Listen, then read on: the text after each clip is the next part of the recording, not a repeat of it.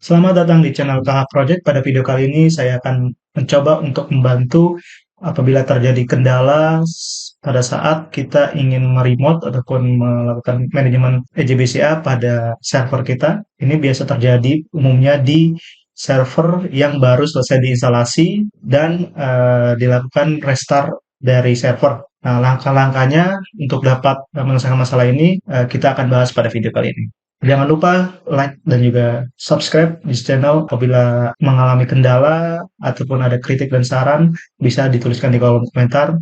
Terima kasih, enjoy the video. Langkah pertama yang harus dilakukan ialah jangan di-uninstall EJBCA-nya. Yaitu langkah pertama adalah kita buka terlebih dahulu server kita melalui SSH. Setelah terbuka, kita periksa terlebih dahulu dari service-service untuk menjalankan EJBCA kita. Yang pertama adalah service dari database kita, apakah sudah jalan atau belum ataupun tidak. Kita bisa ceknya dengan cara sistem CTL. Ini kita sebagai root, habis itu kita cek MariaDB, status MariaDB. MariaDB ini adalah server dari database kita. Di sini terlihat tidak ada kendala, server hidup, server dari database kita hidup. Kemudian kita periksa Java version kita. Nah, ini jalan. Kemudian langkah terakhir adalah kita periksa application server dari EJBCA kita, yaitu Wildfly. Dengan cara sistem CTL, status Wildfly. Di sini terlihat bahwa Wildfly kita tidak terinstall ataupun tidak ditemukan pada sistem kita. Bagaimana cara untuk men-trigger si Wildfly kita supaya dapat diimplement ke sistem root kita? Caranya adalah sebagai berikut. Langkah pertama adalah kalian beri akses kepada user dari EJBCA ke file opt Wildfly kita dengan perintah berikut ini. Nah, apabila sudah, langkah selanjutnya adalah kita periksa apakah ada file dari etc Wildfly.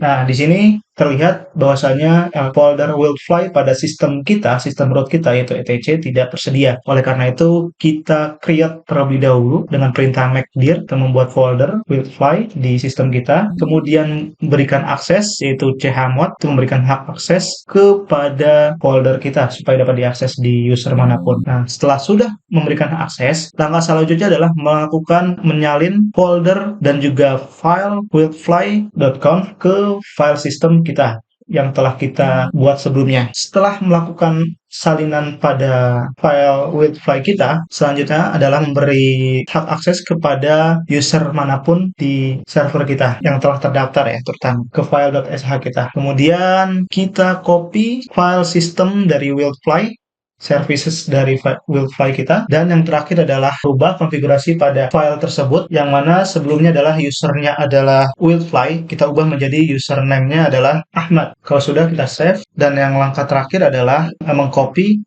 file system.launch.h yang tadi sebelumnya kita udah beri hak akses ke file opt wildfly.bin. Apabila sudah, jangan lupa untuk mereload dari services yang ada di dalam server kita. Apabila kita restart komputer kita atau server kita, itu akan memakan waktu lama sehingga kita hanya jalankan perintah sistem CTL daemon reload untuk melakukan restart service yang ada di sistem kita. Bila sudah, kita coba cek apakah sudah tersedia file sistem dari Wildfly. Kalau masih belum ada, kita coba jalankan. Ini sudah terlihat ya.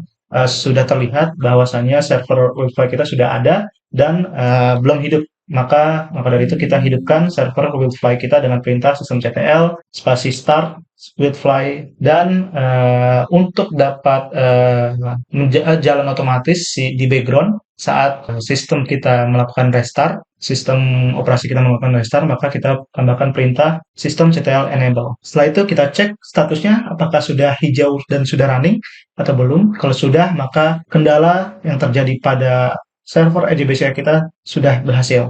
Pembuktiannya adalah sebagai berikut, yaitu kita ke browser kembali, kemudian kita refresh dari web browser kita. Nah, ini terjadi kendala not found. Nah, solusinya gimana? Yaitu kita hapus history kita. Setelah kita menghapus history dari web browser kita, selanjutnya adalah kita menutup dari session kita sebelumnya, lalu kita buka session baru dan ketikkan copy aja link yang sebelumnya, kemudian kita jalankan. Di sini terlihat bahwasanya server EJBCA telah hidup kembali dan siap digunakan untuk manajemen dari sertifikat authority kita. Terima kasih telah menonton video ini. Semoga bermanfaat. Sampai jumpa di video selanjutnya.